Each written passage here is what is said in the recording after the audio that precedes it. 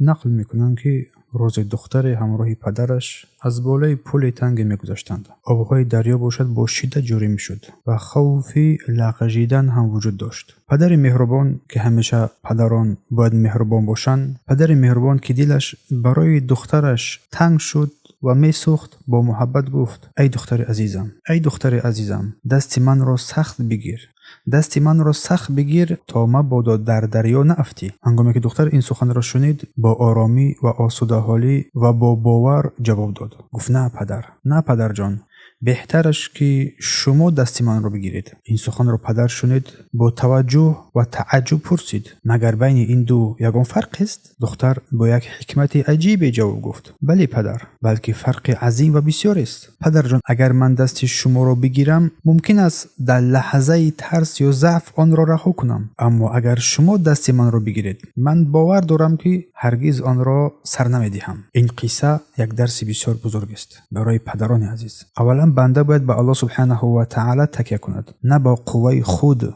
و نه دیگران، زیرا قوای انسان محدود است، اما نگاهداری الله سبحانه و تعالی به انتها و کامل است. خانه صالح تنها یک بنا نیست، بلکه یک پناهگاه است پر از ایمان، محبت و آرامی. فرزندان در چنین خانه بعد از توکل به الله سبحانه و تعالی از شمالهای فتنه، گمراهی فکرها، وسوسه‌های زمانی که امروز بسیار پرتلاطم شده است محافظت می شود. وقتی که بیرون از خانه با گناه و بدی روبرو می شوند، به سوی خانه‌ای که بنایش مستحکم هست می گریزند، زیرا می دانند که در آنجا آرامی هست و این آرامی پیدا شده است با توحید الله و پایبندی سنت. در آن خانه آرامی، مهربانی و راهنمایی درست است. پس ای پدران، ای مادران، صالح بودن شما یک چراغ است که راه فرزندان را روشن میکند. اگر شما درست باشید، آنها نیز فرزندان شما درست میشوند، فرزندان شما نیز درست میشوند با اجازه و خواست الله سبحانه و تعالی. پس خانه خود را با ذکر یاد الله سبحانه و تعالی زنده بدارید.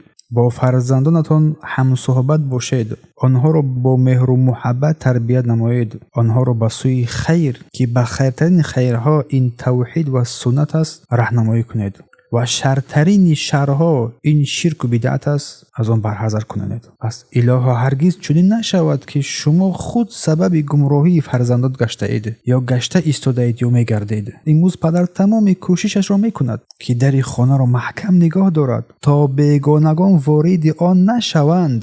دقت بدهید، اما از آن بیخبر است. نمیدانند که الکی که بیگانگان وارد خانه آنها شده‌اند، نه از در بلکه توسط این تلویزورها، این تلفن‌ها، این شبکه‌های اجتماعی، از این اکران‌های خرد که در دست فرزندان شما هست. به سبب این اکران‌های خرد، این تلفن‌ها چقدر عائله‌ها ویران شده ایستادند، چقدر دخترها فریفته جاهلان شده ایستادند، چقدر این مصیبت‌های حرام به وجود آمده ایستاده است و چقدر اشک‌ها ریخته شده ایستاده است و همه این با سبب این بی‌نظارتی است. پس ای پدر، ای مادر، هوشیار باشید. ای شوهران، فرزندان خود را، همسران خود را، دختران خودتان را تنها نگذارید، آنها را با ایمان و هوشیاری مسلح بسازید، چون رسول الله صلی الله علیه و سلم برای ما یک راهنمای نیکو، یک اسوه و الگوی حسنه فرمان داده، امر فرمودن، نصیحت و پند دادن. هر یک از شما چوپان است و هر یک از شما در رعیه خود مسئول است. کلکم راعین، هر یک از شما چوپان است و کلکم مسئول عن رعیتی، و هر یک از شما در آن رعیتی که دارد مسئول است. و توفیق از جانب الله سبحانه و تعالی است.